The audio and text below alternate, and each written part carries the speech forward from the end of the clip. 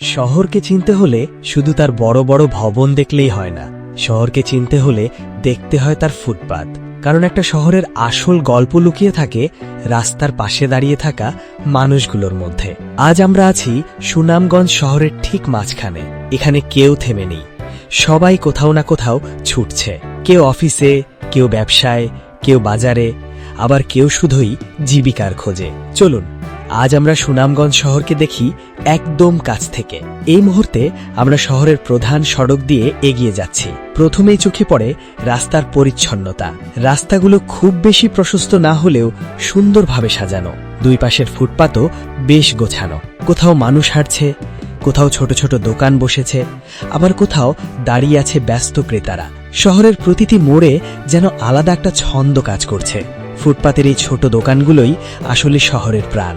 কেউ চা বিক্রি করছে, কেউ মোবাইল কভার, কেউ ফল, আবার কেউ ছোট ছোট গৃহস্থালির জিনিস। এই দোকানগুলোর সামনে সারাক্ষণ মানুষের ভিড়। কেউ দাম জিজ্ঞেস করছে, কেউ দরদাম করছে, আবার কেউ দাঁড়িয়ে গল্প করছে। এখন সামনে দেখা যাচ্ছে কয়েকটি ফুলের দোকান। সাদা, লাল, হলুদ আর বেগুনি রঙের ফুলে পুরো জায়গাটা যেন অন্যরকম হয়ে উঠেছে। গোলাপ, গাঁদা, রজনীগন্ধা সব মিলিয়ে শহরের ব্যস্ততার মাঝেও এখানে একটু শান্তির অনুভূতি পাওয়া যায়। কেউ ফুল কিনছে প্রিয় মানুষের জন্য, কেউ বাসা সাজানোর জন্য, আবার কেউ হয়তো কোনো অনুষ্ঠানে নিয়ে যাবে।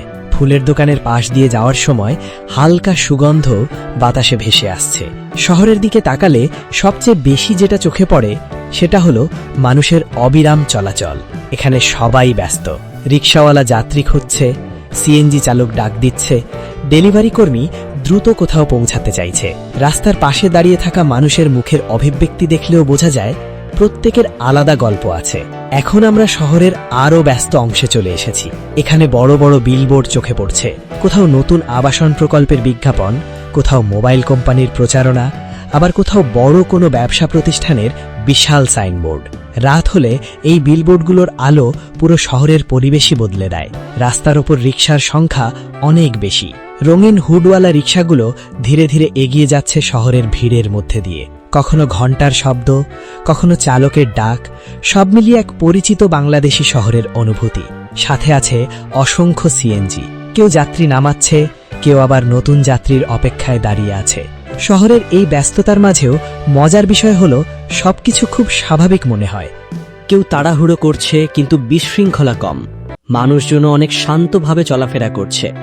রাস্তার পাশে দাঁড়িয়ে থাকা চায়ের দোকানে কয়েকজন কর্মজীবী মানুষ চা খেতে খেতে গল্প করছে।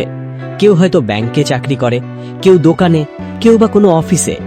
দিন শেষে এই শহরটাই তাদের জীবনের কেন্দ্র। দুপুরের দিকে শহরের গতি আরও বেড়ে যায়।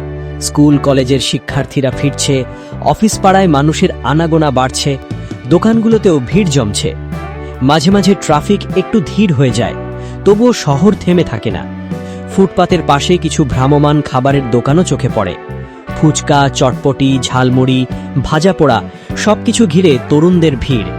অনেকে দাঁড়িয়ে খাচ্ছে, আবার কেউ গল্প করতে করতে হাঁটছে। এই ছোট ছোট দৃশ্যগুলোই শহরের দৈনন্দিন জীবনের অংশ। সুনামগঞ্জ শহরের আরেকটা মজার বিষয় হলো এখানে আধুনিকতা আর লোকাল সংস্কৃতি পাশাপাশি চলে। একদিকে আধুনিক শোরুম, অন্যদিকে পুরনো স্টাইলে ছোট ব্যবসা প্রতিষ্ঠান। একপাশে বড় ব্র্যান্ডের সাইনবোর্ড, অন্য পাশে হাতে লেখা দোকানের নাম। এই মিশ্রণটাই শহরটাকে আলাদা চরিত্র দিয়েছে। এখন সন্ধ্যা নামতে শুরু করেছে। শহরের লাইটগুলো ধীরে ধীরে জ্বলে উঠছে। ফুটপাতের দোকানগুলো আরও ব্যস্ত হয়ে উঠেছে। মানুষ অফিস শেষে বাসায় ফিরছে, কেউ বাজার করছে, কেউ বন্ধুদের সাথে আড্ডা দিচ্ছে। রিকশার লাইট, দোকানের আলো আর মানুষের চলাচল সব মিলিয়ে শহরটা যেন নতুন রূপ নিচ্ছে। সুনামগঞ্জ শহরের সবচেয়ে সুন্দর দিক হলো এখানে জীবনের গতি আছে কিন্তু অস্থিরতা কম। মানুষ ব্যস্ত কিন্তু যান্ত্রিক না।